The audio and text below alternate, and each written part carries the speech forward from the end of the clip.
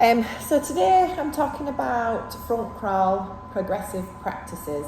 So on a really basic level, right at the very beginning, obviously blowing bubbles with the face in the water, speedboats, blowing bubbles, kicking legs.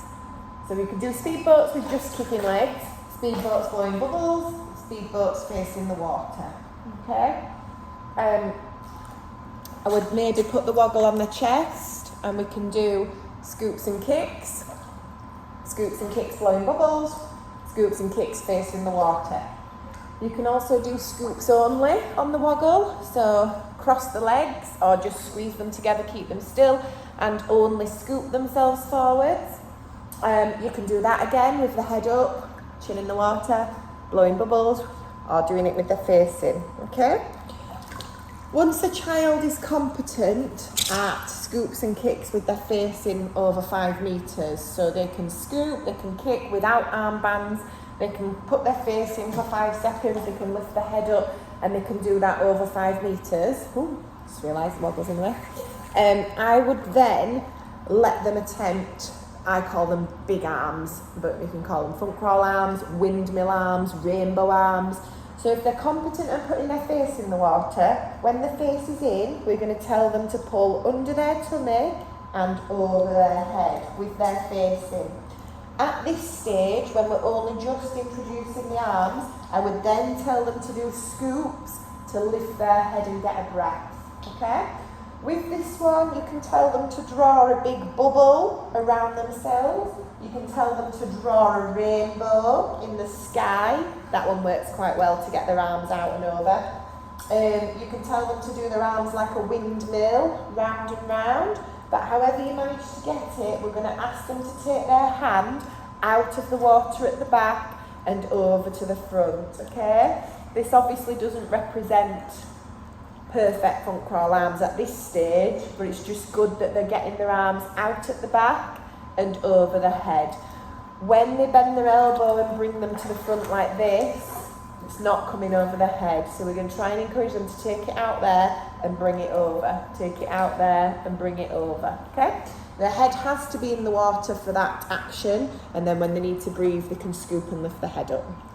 Once you feel they're competent at that, over a distance of 5 metres, then I would say they're ready to look at front crawl breathing technique. So for this, I would take it back to the woggle because you're isolating those arms. I would do the speedboat with their face in the water. So kick, kick, kick, face in, blow bubbles. When you've run out of bubbles or you're ready to take a breath, they're going to turn their head to the side, okay? Talk about keeping their ear in the water inside the boat, looking at the side so they're not looking up to the ceiling, okay? Take a big breath and roll back down, okay? Some children need to be told that they've got to blow out so that when they turn the head, they're ready to breathe in. Some hold the breath, then they get to here and they've got nowhere to breathe in, okay? So we need to blow out, breathe in at the side. You can practice to one side the whole way. Usually at first when I'm teaching this, I don't specify they've got to go to both sides. I let them get comfortable and competent at it first. Then as they're doing better and better with it, we can ask them to swim, looking to the other side and check that that one is nice and flat with the ear in the water and looking at the wall. Once they're at that stage, then you can do it alternating. So I would say on the first breath, I want you to look one way, and on your second breath, I want you to turn the other way, okay? And then we're working towards that bilateral breathing. Once they're competent at this and we feel like they're turning the head well to the side, we can move it onto the float, okay? So I would usually ask them to hold the bottom, pinch it with 2 hands, put their face in the water, and this is the first practice to introduce it with the arms.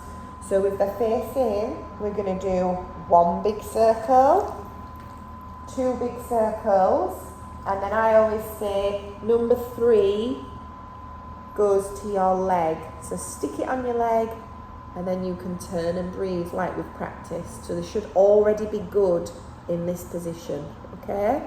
And then we do it again. 1, 2, 3 on your leg, turn your head. And just before they set off, talk to them about the fact that 3 is an odd number, so it's going to make them look one way and then the other way, okay? Once they're competent with that, then I would try it without, okay? So I usually say, same as with your float, you're just going to swap them over.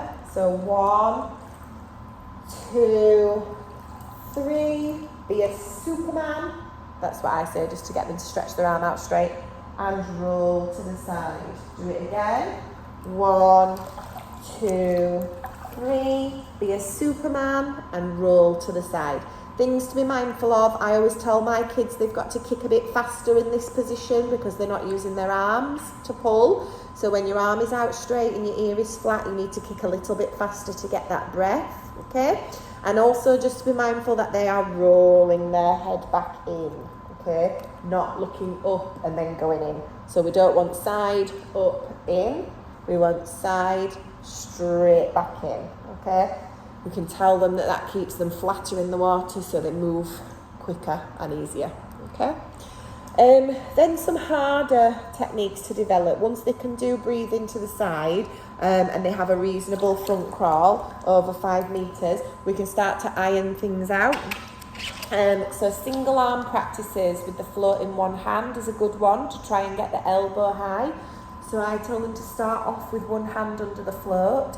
We're going to pull down the centre line of your stomach and out to the side. Tell them when you pull down the centre, it makes you go faster. Bringing that hand out at the back, as we've talked about before. Lifting the elbow till the hand comes in front of the forehead, okay? Sometimes I say make a roof over your head and slide your hand back in underneath the float. See how far forward you can slide it, okay? To give you a big pull the next time. So under your tummy, out of the water, bring your elbow up high, make a roof over your head, slide your hand in to reach far forwards, okay? And then they can swap arms and practice the other arm, coming back the other way. Some other practices you can use when they get to sort of stage 4 and 5 and they're competently swimming front crawl. Float out in front, one hand on the hip. This is a good one to encourage rolling the shoulder when they breathe to the side. So I say you're a pirate, you've got a parrot on your shoulder, you need to turn and look at your parrot when you want to breathe, okay? So we're going to blow in the water, just kicking, and when you need to breathe, turn and look at your parrot, okay? Eyes in the water, kick, kick, kick, kick, kick, turn and look at your parrot. You can have some fun with it. You can make them shout I or R under the water, okay? So they're blowing out, R, and then turn to your parrot. Another nice one to practice that shoulder rotation is a shark. So I say pop your hand on your hip. This is your shark fin. When your face is in the water, I want your shark fin in the water. And when you need to breathe, show me your shark fin. Just make sure you can see that. So you need to look like a shark. No shark, shark. Okay? No shark, shark. All right? You can do all those practices that we just talked about without the float, okay? So we can keep our hands out in front and we can do catch up. So 1, 2, breathe on 3 without the float. This is probably better for stage 5 who have a strong leg kick, okay? So just take quite a strong leg kick. You can do single arm practices. So keep one arm out in front of you. Use one arm only to get to the other side. And roll to the side when you need a breath. You can switch arms coming back. You can do breathing to the side practices. So one arm in front, one arm by your side, kicking only, roll that body. Kicking only, roll that body to breathe. You can even stay on the side. So I like to do this one for children that are struggling with the roll to the side. So they might be doing this really fast and not getting a breath. So I tell them to keep one arm out in front, put your ear on it, one arm by your side and kick your legs the full length like this and just stay out of the water for the full length. It just gives them that confidence in that position that they're actually not going to fall down or flop down or go under the water. Finally, we can use the brick. We did this one for the breaststroke progression, if you remember. Brick between your legs. arms only, so not at the top, not between your knees, just somewhere in the middle of the thighs, facing the water, front crawl, arms only without the legs. Okay. Alright, have fun with those ones.